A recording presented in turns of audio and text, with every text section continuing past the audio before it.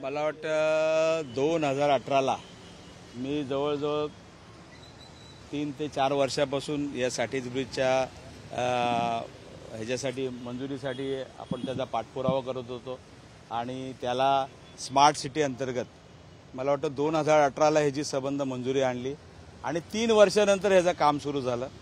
काम सुरू झाल्यानंतर तुम्ही बघितलं असेल या ठिकाणी खालून हे जात आहेत आणि त्या हेवी लाईन्स असल्यामुळे लाईव्ह असल्यामुळे त्या ठिकाणी मेगा ब्लॉक मिळत नव्हता, परंतु त्या मेगा ब्लॉकसाठी पाठपुरावा करायला लागतो. परंतु तो पाठपुरावा झाला न कारणाने आज विलंब झालेला आहे. आणि तुम्ही बघितलं असेल रेल्वेचे अधिकारी असतील, आमचे महापालिकेचे अधिकारी असतील, या लोकांनी तसं बघितलं तर हे काम लवकरात लवकर पूर्ण ह्या साईडनी करून ठेवलं होतं, परंतु गेले वर्षभरापासून हे काम रखडलं होतं. कारण इथं पाठपुरावा करायला कोण वालीच नाही. आज तुम्ही बघितलं तर रस्त्यावरती खड्डे पडलेले आहेत. आज तुम्ही बघितलं तर वाहतूक कोंडी या ठिकाणी आहे. आज कित्येक ठिकाणी आज तुम्ही बघितलं असेल रेल्वेची अवस्था तशीच आहे. रेल्वेमधून सुद्धा पडून किती लोक त्या दिवसाला प्रत्येक स्टेशनला 3 ते 4 लोक या ठिकाणी मृत्युमुखी पावतात. अशा परिस्थितीमध्ये ह्या संबंध तुम्ही बघितले तर वाहतूक कोंडी जर त्या ठिकाणी होतं, लोक रेल्वेने प्रवास करतात, पण रेल्वेची पण अवस्था तीच आहे. कालच मला वाटतं AC लोकलमध्ये छत्री घेऊन त्या ठिकाणी ग्राहक बसले होते. म्हणजे काय चाललेलं काय प्रवाशांना. आज जर अशा पद्धतीने जर तुम्ही चेष्टा करत असाल तर कशासाठी तुम्ही हे करताय. आणि म्हणून या ठिकाणी तुम्ही जर बघितलं असेल की ह्या रेल्वेच्या बाबतीत असेल किंवा या संबंध तुम्हाला माहिती असेल कोपरीचा हा ब्रिज आहे. आपण एकदम कमी वेळामध्ये त्याचे सर्व परमिशन आणल्या, त्याचा संबंध पाठपुरावा करून रात्री त्या ठिकाणी 3 दिवस 4 दिवस त्या ठिकाणी डायव्हर्शन करून, तुम्हाला माहिती असेल ते ह्याच्यापेक्षा काम ते कठीण होतं. कारण त्या ठिकाणी 2 ठिकाणी एका ठिकाणी डायव्हर्शन द्यायचं होतं वाहतूकसाठी आणि एका ठिकाणी खाली रेल्वेच्या लाईन जात होत्या.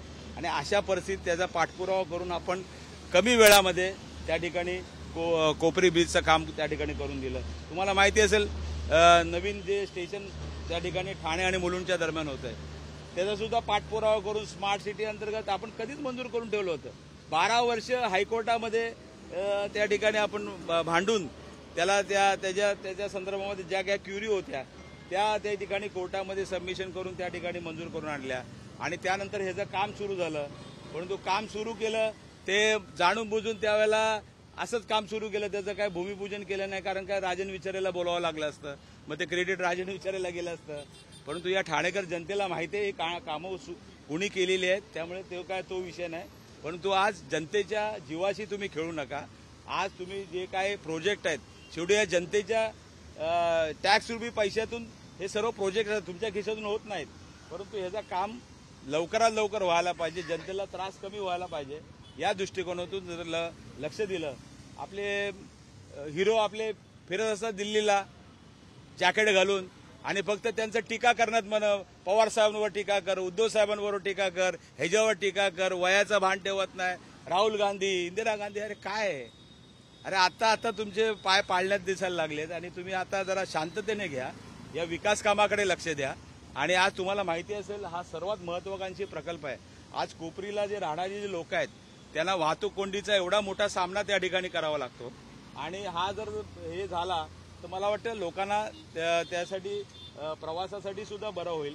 या ठिकाणी तुम्ही बघितलं असेल हा हायवेवरनं सुद्धा डायरेक्ट तुम्हाला इकडे जाऊ शकता तुम्ही आणि त्याची कनेक्टिव्हिटी तुम्ही बघितलं असेल इथून ते गुरुद्वारापासून ते तुमच्या स्टेशनवरनं मंगला हायस्कूलवरनं डायरेक्ट तो परिवहनचा जो डेपो आहे तो तिथे आपण त्या ठिकाणी आणि परिवहनच्या डेपोला सुद्धा रिझर्वेशन त्या ठिकाणी ठेवून त्यावेळेला की या ठिकाणी जर डेपो आला तर मला वाटतं ही वाहतूक कोंडी जेणेकरून होणार नाही. कारण बिसेस ज्या आहेत त्याच्यामुळे वाहतूक कोंडी होते तर तो ती होणार नाही. या सर्व गोष्टीचा विचार करून मला वाटतं हा प्रोजेक्ट केला होता. पण दुर्दैव आहे की या ठिकाणी 7 वर्ष त्या ठिकाणी लागले. 1 वर्ष तर असंच फुकट गेलं. उलट या 5 ते 6 महिन्यामध्ये हे तर मला वाटतं बांधून 1 वर्षापूर्वी तयार आहे. परंतु मेगा ब्लॉक नसल्या कारणाने हे काम सुरू झालं नाही. कारण त्याचे गर्डर येऊन किती दिवस तिथे या ठिकाणी पडलेले होते. ठीक आहे, आता त्यांच्याशी मी चर्चा केल्यानंतर अधिकाऱ्यांनी सांगितलं की हे काम जे आहे सप्टेंबर महिन्यामध्ये हा ब्रिज लोकार्पण त्या ठिकाणी होणार आहे. संबंध ब्रिज बांधून तयार आहे. फक्त हा ह्याच्यावरती जो आहे त्या ठिकाणी कॉन्क्रीट करून हा संबंध त्याला जॉईन करण्याचं काम या माध्यमातून होणार आहे. मला वाटतं उद्या हे काम कंप्लीट होईल आणि जेणेकरून लवकरात लवकर हा ब्रिज या ठिकाणी ओपन होईल.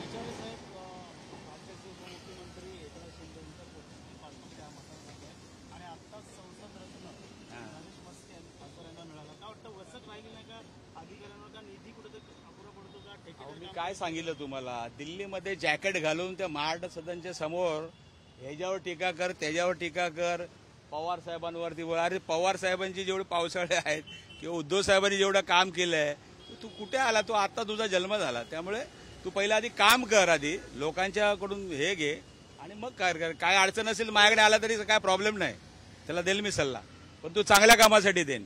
परंतु आज तुम्हाला माहिती असेल या ठाणे शहराचा मी 35 वर्ष, मी 4 वेळा नगरसेवक म्हणजे 20 वर्ष त्या ठिकाणी मी महापौर होतो, मी आमदार होतो, 2दा खासदार होतो. या ठाणे शहराचं विजन डॉक्युमेंट आपण तयार केलं होतं. त्याच्यामध्ये हे सांगितलं होतं. रेल्वे स्टेशनचा जो प्रोजेक्ट आहे तो सुद्धा त्यावेळेला माहिती घेतली होती आणि त्या विजन डॉक्युमेंटमध्ये आलं होतं. हा जे ठाणे मुलुंडच्या दरम्यानचं जे स्टेशन आहे हे सुद्धा विजन डॉक्युमेंटमध्ये त्यावेळेला आलं होतं की या ठिकाणी जर आपल्याला गर्दी कमी करायची असेल ठाणा स्टेशनची तर दुसरं स्टेशन असलं पाहिजे. आणि त्याचा पाठपुरावा करण्यापासून हायकोर्टामध्ये 12 वर्ष आपण ही केस लढत होतो. परंतु ह्याच्यामध्ये त्या ठिकाणी त्या तिकडच्या लोकांचं पुनर्वसन करून या ठिकाणी आपण ते संबंध करतोय. ते सुद्धा काम चालू आहे.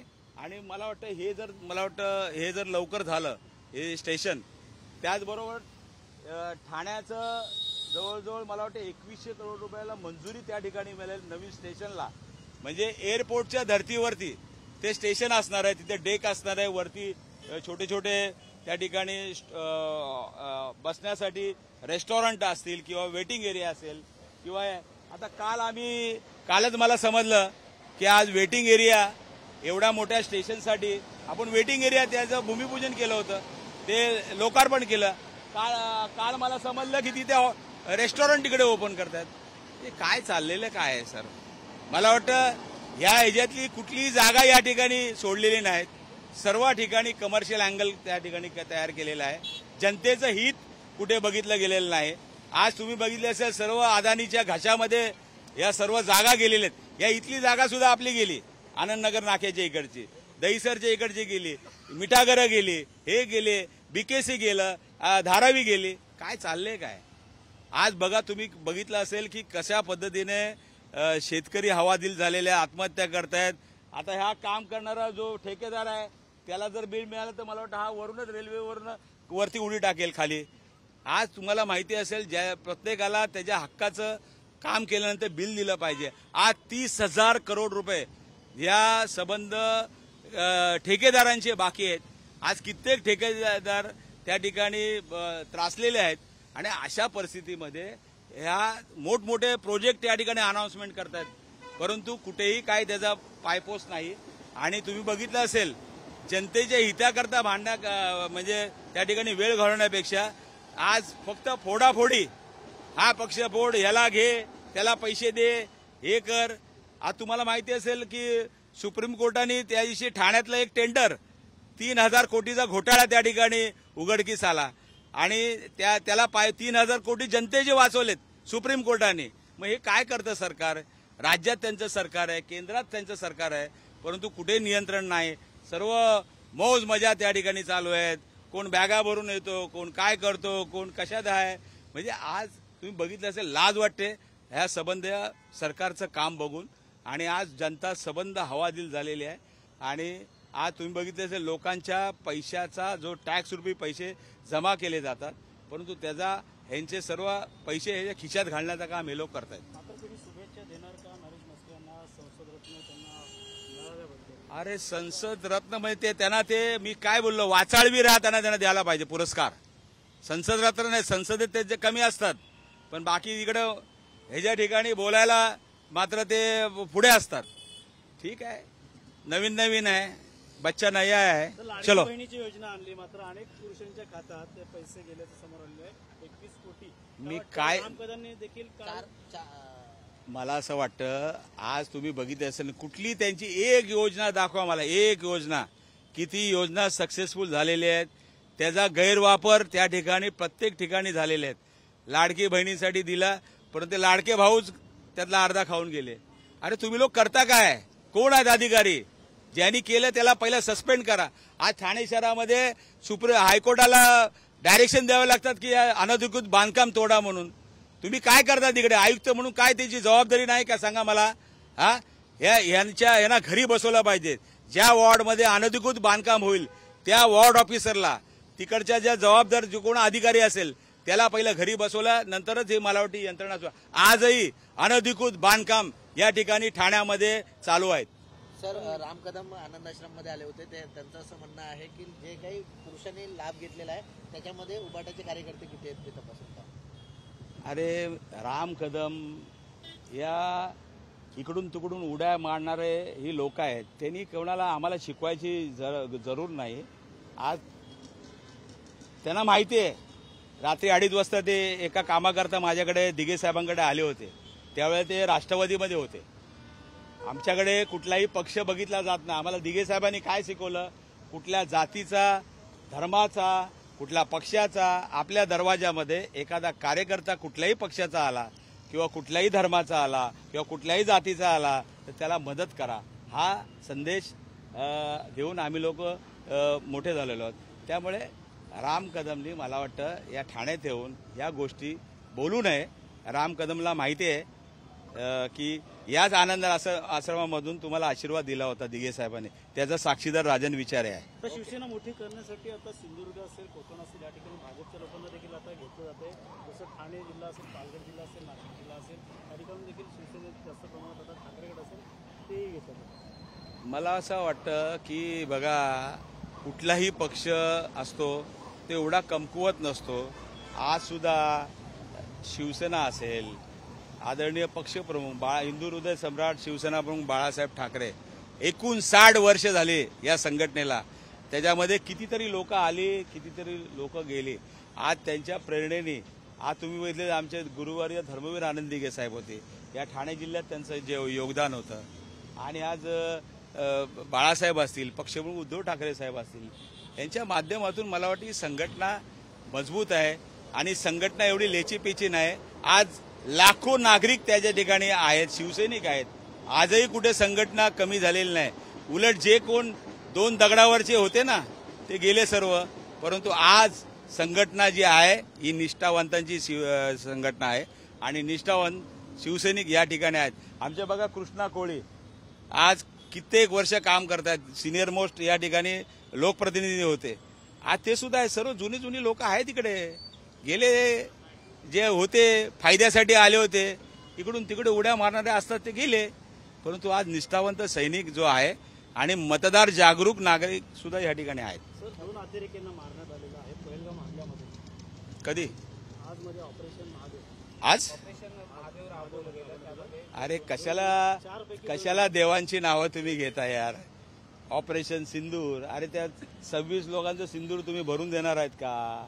हा, आज अतिरेकी मारले, तुम्ही काय मेहरबानी केली का? तुम्ही तुमच्या आपल्या देशामध्ये, म्हणजे पहलगाव आपल्या देशामध्ये आहे ना का पाकिस्तानमध्ये आहे? आणि ते जर अतिरेकी आज 100 दिवस झाले, त्या अतिरेक्यांनी आज 26 कुटुंब त्या ठिकाणी उद्ध्वस्त केले.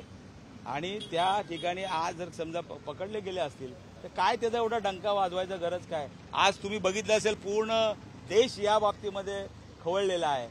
सभागृहामध्ये त्या ठिकाणी मागच्या ह्याच्यामध्ये त्या ठिकाणी ह्या विषयावरती बोलून दिलं नाही. काय झालं ऍक्च्युली तुम्ही बघितलं असेल, या देशाचे पंतप्रधान 2 दिवसापूर्वी लंडनला अधिवेशन चालू आहे आणि राजाच लंडनला जाऊन फिरतो सर्वांना बाहेर टाकून. ते नाही चालणार ना असं. लोक बघतायत, जास्त हे करू नका. आणि तुम्हाला माहिती असेल आज लोक संवेदनशील झालेले आहेत. आज लोकांना सबंध दिसतंय की काय चाललंय काय नाही. त्यामुळे अतिरेक करू नये.